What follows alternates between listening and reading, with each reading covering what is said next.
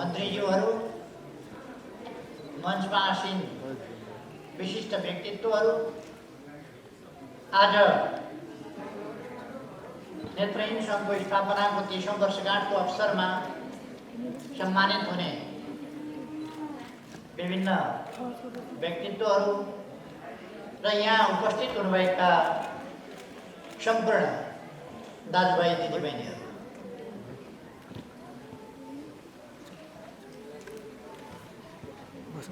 मैले केही कुराहरू मात्रै संक्षिप्तमा राख्नेछु। 9वटा सङ्घले प्रस्तुत गर्नुभएको ज्ञापन पत्र अथवा मागपत्र मैले प्राप्त गरेको छु र तत्सम्बन्धमा के गर्नुपर्छ त्यस सम्बन्धमा म छिटै आवश्यक निर्णय गरेर कदमहरू चालेर तपाईहरुलाई जानकारी पठाउनेछु।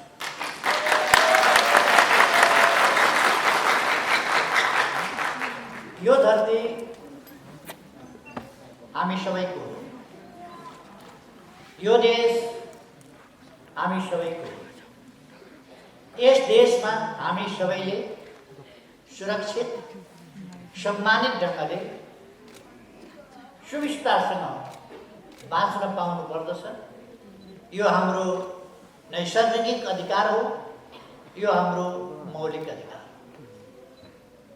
यो अधिकारको उपभोग गर्नका लागि आफै व्यक्ति सक्षम नहुन सक्छ। जो व्यक्ति आफै सक्षम छैन, सबभन्दा पहिले सरकार उसलाई चाहिन्छ।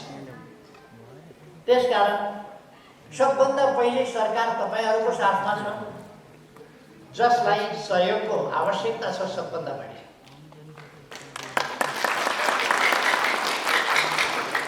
तपाईहरुको साथमा सरकार छ भन्नुको अर्थ तपाईहरुका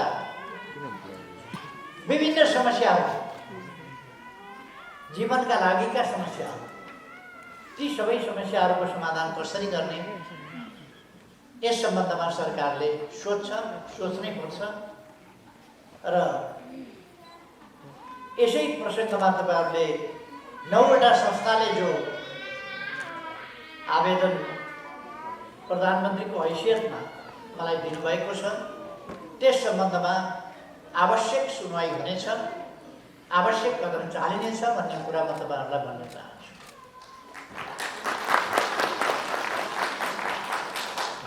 सरकारका केही कामहरू हुन्छन्, महत्त्वपूर्ण कामहरू।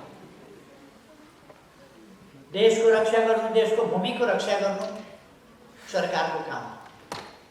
देशको सार्वभौम सत्ताको रक्षा गर्नु सरकारको काम हो।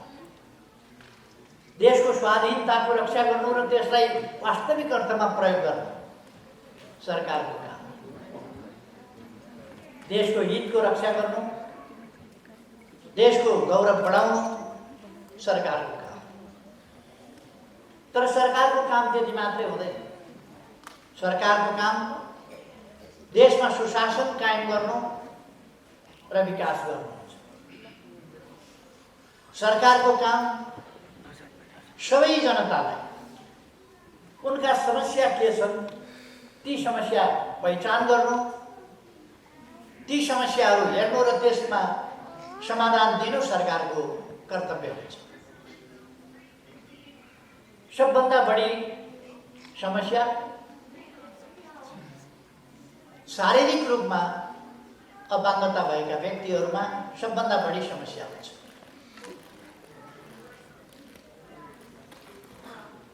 विभिन्न प्रकारका समस्याहरू हुन्छन्, समस्याका विविधता हुन्छन्। कसैले कान सुनिँदैन, कसैले आँखा देखिँदैन, कसैको हातले काम गर्दैन, कसैको खुट्टाले काम गर्दैन, कसैको स्पाइनलले काम नगरिराखेका हुन्छ,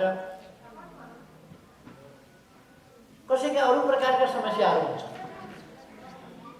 ती विभिन्न प्रकारका समस्याहरू आर्थिक अवस्था ठिकै भएको परिवारमा भए त अलिक सजिलै होला। त्यसमाथि आर्थिक अवस्था पनि कमजोर भएको छ भने कमजोर आर्थिक अवस्था भएकोमा सपाङ्गता भएका परिवारका सदस्यहरूलाई नै जिन्दगी कठिन भइरहेको हुन्छ। त्यसमाथि शारीरिक रूपमा अपाङ्गता अशक्तता भएका व्यक्तिहरू परिवारका निम्ति पनि समस्याको रूपमा रहिरहेका हुन्छ। त्यस्तो अवस्थामा दुईटै कुरा हामीले हेर्नुपर्दछ। एउटा, खुद परिवारलाई कसरी सबल बनाउने, जुन सबलताले उसले आफ्नो परिवारको सदस्य जो आफूभन्दा अप्ठ्यारोमा छ त्यसलाई हेर्न सकोस्। त्यसका निम्ति आर्थिक हिसाबले अरू प्रबन्धका हिसाबले सबलतासँगै उसको चेतना, उसको मनोवृत्ति त्यस हिसाबले पनि सबल बनाउने ती कामहरू गर्नुपर्छ। कसरी सबल बनाउने उसलाई, देशमा परिवारले सहयोग कसरी गर्ने, पारिवारिक चेतना त्यसलाई पनि वृद्धि गर्नुपर्छ। तर त्यसमा मात्रै भर परेर हुँदैन। सरकारले शारीरिक रूपमा अपाङ्गता भएका व्यक्तिहरूको सन्दर्भमा विशेष रूपमा हेरविचार गर्नुपर्छ। पहिलेभन्दा अवस्थामा भिन्नता आएको छ। अवश्य नै पहिले जस्तो पहिले अपाङ्गता हुनु भनेको बहुतै भयावह स्थिति हुने गर्थ्यो। आज अपाङ्गता हुने व्यक्तिहरूको सन्दर्भमा, जीविका कठिन भएका व्यक्तिहरूको सन्दर्भमा, बाँच्न नै मुस्किल परिरहेका व्यक्तिहरूको सन्दर्भमा, अभिभावक नभएका व्यक्तिहरूको सन्दर्भमा, सहारा नभएका व्यक्तिहरूको सन्दर्भमा म तपाईँहरूलाई ढुक्कसँग भन्न चाहन्छु, सरकार छ। त्यस्तो व्यक्तिहरूको सन्दर्भमा सरकारले जीविकाको, रहने बस्ने, शिक्षा, स्वास्थ्य, शिव विकास, विभिन्न प्रकारका व्यक्तिहरूका विभिन्न प्रकारका शिक्षा, विभिन्न प्रकारका कमी कमजोरीहरू भएका व्यक्तिहरूका जसमा उसको क्षमता छ, त्यसै कारण हामीले भिन्न क्षमताका बन्ने गरेका छौँ। कुनै न कुनै कान सुन्दैन भने आँखामा बढी क्षमता हुन्छ, उसले छिटै त्यसलाई समाउन सक्छ। आँखा देख्दैन भने कानमा उसको बढी क्षमता हुन्छ। यस्ता अनेक क्षमताहरू विकास गरेको हुन्छ र जीवनका लागि उसले आफूलाई महाविद्यालय जानुभयो, विद्यालय होइन विश्वविद्यालय जानुभयो, विद्यावारिधीको प्रमाणपत्र बुझ्न, विद्यावारिधीको सम्मान बुझ्न विश्वविद्यालय जानुभयो। तर त्योभन्दा अगाडि कहिल्यै विद्यालय टेक्न भएन। विद्यालय नटेकेको व्यक्तिले विद्वतामा विद्यावारिधि प्राप्त गर्ने शारीरिक रूपमा पूर्ण रूपमा अशक्त हाम्रै देशमा हुनुहुन्छ नि। प्रेरणाका स्रोतहरू, थुप्रै प्रेरणाका स्रोतहरू त्यस्तो व्यक्तिहरू हाम्रै देशमा हुनुहुन्छ। हाम्रै देशमा कान नसुन्ने, बोल्न नसक्ने, अरूले आफ्नो प्रतिभा देखाउनु भएको छ, आफ्नो क्षमता प्रकट गर्नुभएको छ। त्यस्ता उदीयमान कलाकारहरू हुनुहुन्छ, व्यक्तित्वहरू हुनुहुन्छ, क्षमताहरू हुनुहुन्छ। जस्तो सजल बम मैले टेलिभिजनमा हेरेँ, अब मैले भेटेको छैन, मैले देखाएको छैन, तर उनको प्रतिभा। यस्तो थुप्रो साथीहरू हुनुहुन्छ र समाज सेवा गरिरहनु भएको छ, अरूलाई जागरण ल्याइरहनु भएको छ, एउटा अभियान चलाइरहनु भएको छ, मानिसहरूको, साथीहरूको आत्मविश्वास जगाइरहनु भएको छ। हामी बाँच्न सक्छौँ, हामी केही गर्न सक्छौँ, केही गरेर देखाउन सक्छौँ। त्यसकारण निराश हुनु हुँदैन, हरेस खानु हुँदैन भनेर जगाइरहनु भएको छ साथीहरूलाई। हाम्रै सङ्गठनका कान नसुन्ने संस्थाका अध्यक्ष हुनुहुन्छ, नेत्रहीन संस्थाका अध्यक्ष हुनुहुन्छ, अरू विभिन्न संस्थाका अध्यक्षहरू हुनुहुन्छ, व्हील चेयरमा बस्ने साथीहरू हुनुहुन्छ।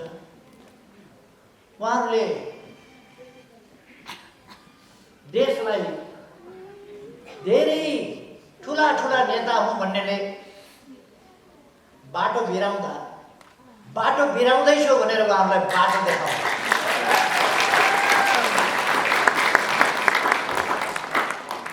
देशको दौड भनेको, देश विकासको दौड भनेको, देश विकासको अभियान भनेको सबलाङ्गले मात्रै होइन कि शारीरिक रूपमा अशक्तता भएका व्यक्तिहरूले पनि गर्न सक्छन् भन्ने थुप्रै उदाहरण हामीले पाएका छौँ। हाम्रा विभिन्न मन्त्रालयमा काम गर्ने साथीहरू छन्, त्यसरी काम गर्ने कलाकार साथीहरू छन्। मैले मकवानपुर चितलाङ पदातिरको एउटा कलाकारको मैले सुनेको थिएँ, मैले भेटेको छैन। उहाँको कला धेरै राम्रो छ, तर शारीरिक रूपले साह्रै अशक्त हुनुहुन्छ, त्यो मैले सुनेको थिएँ। अहिले अपङ्गता अशक्तता भएका साथीहरूले ठुल्ठुला सफलताहरू प्राप्त गरिरहनु भएको छ। म खुसी व्यक्त गर्न चाहन्छु कि यस्तो स्थितिमा पनि तपाईँहरूको सङ्घर्ष जुन छ त्यसलाई अरूसँग प्रतिस्पर्धा गरेर सफलतामा पुर्याउनु भएको छ, अगाडि बढाउनु भएको छ। त्यसकारण म तपाईँहरूलाई बधाई भन्न चाहन्छु यस सफलताको। हरेस खानु हुँदैन। म पनि अलिअलि थोरै अपाङ्गता भएकै मान्छे हो। मेरो पनि किडनी फेल भएर अर्को किडनी ल्याएर जोडेर राखेको छु। म पनि अर्को किडनीको व्हिल चेयर चढेर हिँडेको मान्छे। फेरि अर्को त्यो किडनी पनि फेल भयो। त्यसपछि फेरि अर्को किडनी राखेर नयाँ किडनीको बैशाखी टेकेर हिँडेको मान्छे। अलिअलि अपाङ्गतै। आँखामा मैले चस्मा किन लगाएँ? यदि लगाइन भने म पढ्न सक्थेँ। त्यसकारण त्यो पनि अलिकति अपाङ्गता हो। किडनी फेरे पनि, किडनीले काम नगरे पनि अर्को लगाएर पनि काम गर्न सकिन्छ, बाँच्न सकिन्छ, अगाडि बढ्न सकिन्छ भन्ने आत्मविश्वास मैले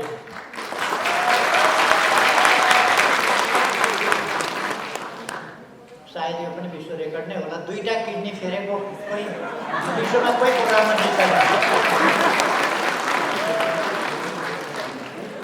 2टा किडनी फेरे पनि मैले गाली पनि गरेको छैन, केही पनि भनेको छैन, लाठी लगेर नखाटेको पनि होइन।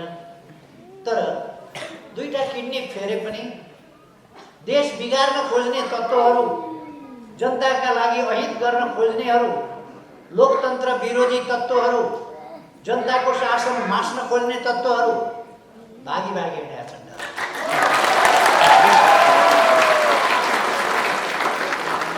त्यसकारण म भन्छु अपाङ्गता अलिकति कम बेसी हो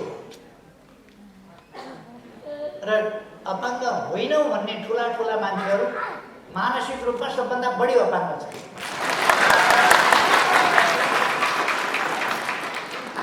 ठुला भन्ने मान्छे त्यो अपाङ्गता डरलाग्दो छ। देख्दाखेरि ठिक्कै देखिने तर भित्रभित्रै। त्यसकारण हामीले हरेस खानु हुँदैन। म साथीहरूलाई भन्न चाहन्छु, भाइ बहिनीहरूलाई भन्न चाहन्छु, तपाईँहरू हरेस नखानुहोस्। तपाईँहरूको साथमा सरकार छ। सक्दो हेरविचार गर्नेमा कमी राख्दैन। मैले हिजो केही साथीहरूसँग बोल्दा एउटा कथा सुनाएको थिएँ। हिजो मात्रैको कुरा। 2टा परिवार छन्, एउटा धेरै धनी परिवार, एउटा साह्रै गरिब परिवार। धेरै धनी परिवारको एउटा पुरुषले पनि बिहे गरेछ, श्रीमती बिहे गरेर ल्यायो। अर्को गरिबभन्दा गरिब परिवारको मान्छेले पनि श्रीमती बिहे गरेर ल्यायो। 2टैका श्रीमती बिरामी परेछन्। धनी परिवारकोले श्रीमती बिमारी पर्दा हेर्दा पनि हेरेन। उसँग पैसा छ, गाडी छ, सबै कुरा छ, अस्पताल लान सक्छ, उपचार गराउन सक्छ, तर वास्तै गरेन। गरिब परिवारको गरिब लोग्नेले गर्नसम्म गयो। दुर्गम ठाउँको थियो, गरिब थियो, पैसा थिएन, अस्पताल लगेर खर्च गर्न सक्दैन थियो, तर पनि जो सक्थ्यो गर्यो। नजिकको स्वास्थ्य क्लिनिकमा लग्यो, त्यहाँ दिएको औषधि किनेर, पाएको औषधि पनि खुवायो, किनेर पाऊ भनेको औषधि पनि थोरै पैसाले पुग्नेसम्म किनेर खुवायो। धामी पनि बोलायो, ढ्याङ्ग्रो पनि ठटायो, कालो भाले काट्नुपर्छ भनेर भने त्यो पनि काट्यो। तै पनि श्रीमती निको भएन। अन्डा मनसाउनु पर्छ भने त्यो पनि मनसायो, तर पनि श्रीमती निको भएन। अर्को धनी मान्छेको श्रीमती थला परेकी छ, उसले वास्तै गर्दैन।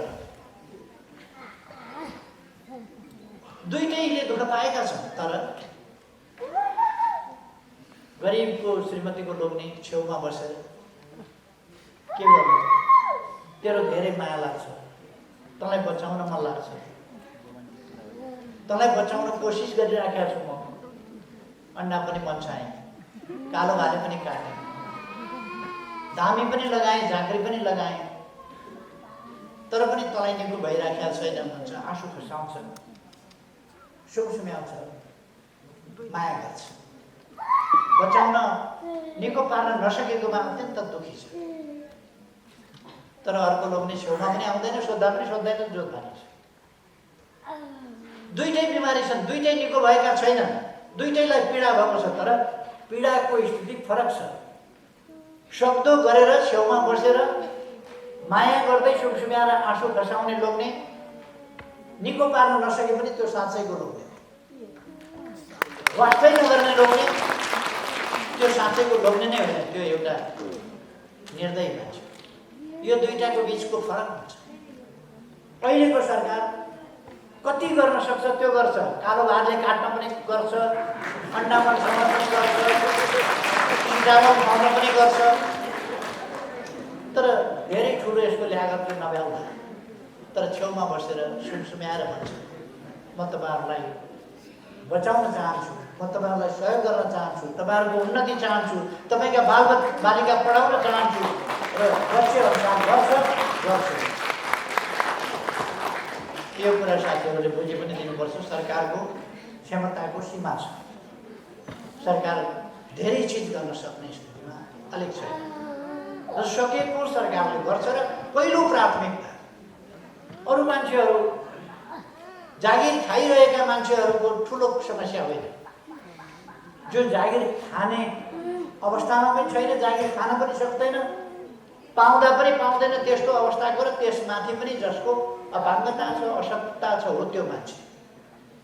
जो अभिभावक जसको छैन, जसको सहारा छैन, ती मान्छे हो। त्यसका लागि सबभन्दा पहिले सरकारको आवश्यकता पर्छ, र तिनका लागि सबभन्दा पहिले सरकार छ। सरकार सबभन्दा पहिले तपाईँहरूका लागि छ भन्ने कुरा त्यसकारण मैले सुरुमै भन्नु पर्यो। सरकार तपाईँहरूका लागि छ।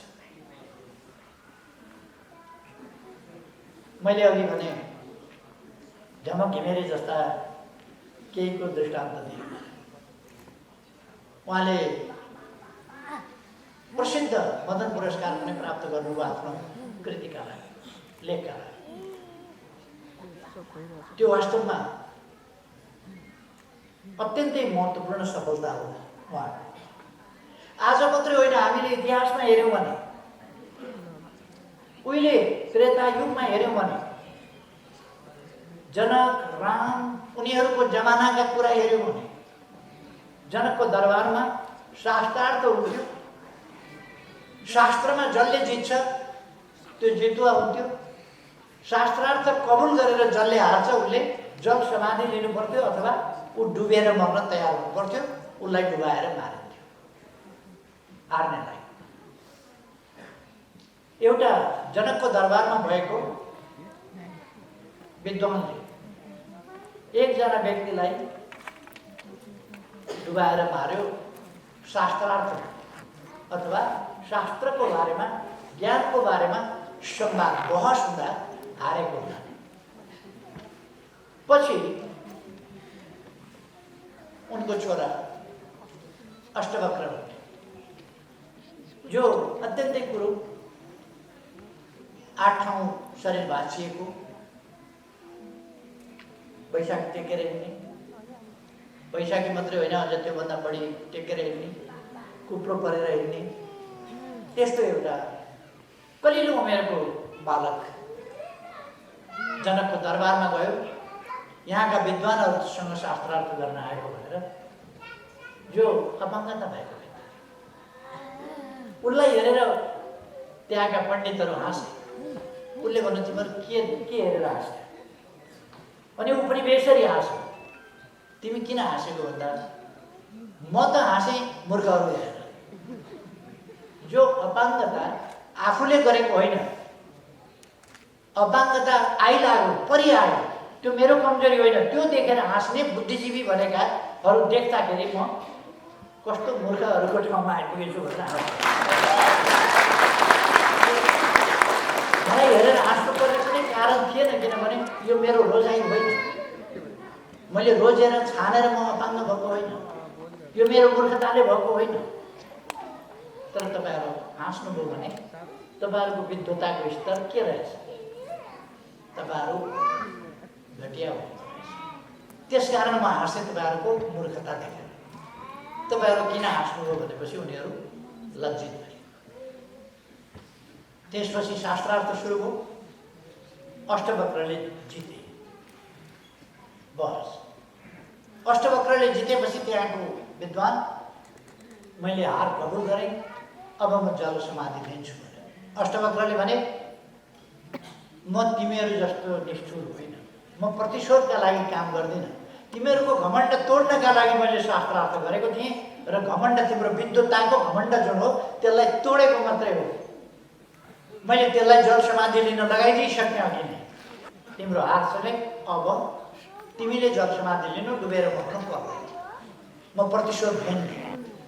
यद्यपि तिमीले धेरै मान्छेहरूलाई आफूसँग पराजित भएकोमा जल समाधि लिन बाध्य बनाएका थियौ, तर आज म तिमीलाई जल समाधि लिन बाध्य बनाउँदिनँ, किनभने म प्रतिशोधी मान्छे होइन, म दम्भी र अहङ्कारी मान्छे होइन।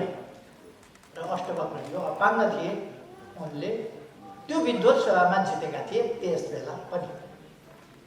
अर्थात् आज मात्रै होइन, अपाङ्गता भएका व्यक्तिहरूले परापूर्व कालदेखि आफ्ना खालका क्षमता हुनरहरू देखाएका छन्, विभिन्न ढङ्गले देखाएका छन्। यस्तो उदाहरणहरू दृष्टान्तहरू थुप्रो छ। त्यसकारण म साथीहरूलाई मनोबल उच्च राख्न, अगाडि बढ्नका लागि आह्वान गर्छु र जसलाई त्यो आत्मविश्वासका साथ अगाडि बढ्दा जे सहयोग गर्नुपर्ने हुन्छ त्यस्तो कुरामा सरकार सङ्गठित र व्यवस्थित ढङ्गले, योजनाबद्ध ढङ्गले सहयोग गर्न तत्पर रहेको कुरा पनि बताउँछु। तपाईँहरूको मनोबललाई सलाम गर्न चाहन्छु, तपाईँहरूको सही दृष्टिकोणलाई सलाम गर्न चाहन्छु। अब दुईटा कुरा मात्रै म तपाईँहरूलाई भन्न चाहन्छु। संसद विघटन भएको, असंवैधानिक भयो, अलोकतान्त्रिक भयो भनेर कराइरहेका छन्। ती कराउने मान्छेहरू संविधान विरोधी, ती कराउने मान्छेहरू लोकतन्त्र विरोधी, ती कराउने मान्छेहरू देश विरोधी, ती कराउने मान्छेहरू जनविरोधी मान्छेहरू जो कराइरहेका छन्। अस्तव्यस्तता खडा गर्ने देशमा स्थिरता हुन नदिने, स्थायित्व हुन नदिने र बहुमतको सरकार तोडेर अनि जोडजाम सरकार बनाएर स्थिरताका नाटक गर्ने, संसदमा 5 वर्ष जागिर खान पाउनुपर्छ चुनिएर आएपछि भन्ने सांसद भनेको जागिर हो, सांसद भनेको जागिर होइन। उनीहरूको तर्क 5 वर्ष जागिर खान पाउनुपर्छ, यो स्थायी जागिर हो। जनताको सेवा गर्नुपर्ने, देशको सेवा गर्नुपर्ने ठाउँमा देशको सेवा नगरेर अरूद्वारा निर्देशित, अरूको इसारामा अरूका लागि काम गर्ने भएपछि स्थिरतालाई भत्काएर अस्थिरतातर्फ मुलुकलाई धकेल्न खोजेपछि स्थिरताको लागि जनतामा ताजा जनादेशका लागि जानु र ताजा संसद, कुन कुन सांसदहरूले के कस्तो काम गरेका छन् जनताले मूल्याङ्कन गर्नु पर्यो। जनताले कस्ता काम गरे यिनको मूल्याङ्कन गर्नु पर्यो र त्यसअनुसार पुरस्कृत गर्ने कि सजाय गर्ने त्यो कुरा जनताले फैसला गर्छ। मैले आफ्ना हातमा लिएको छैन। मैले आफ्ना हातमा लिएको भए तानाशाही हुन्थ्यो।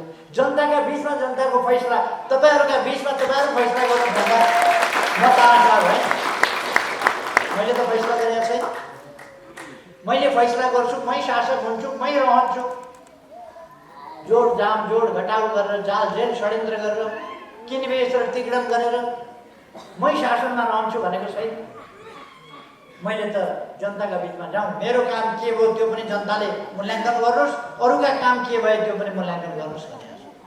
त्यसकारण दाजुभाइ दिदीबहिनीहरू, तपाईँहरू कुनै पनि अलमलमा नपर्न म आग्रह गर्न चाहन्छु। देश अगाडि बढेको छ, अगाडि बढाउनुपर्छ र यस निर्वाचनबाट, आउँदो वैशाख 17 गते र 27 गते हुने निर्वाचनबाट देशको अहितमा निरन्तर काम गर्ने यस्ता देशद्रोही तत्त्वहरूलाई ठेगान लगाउने यो अवसर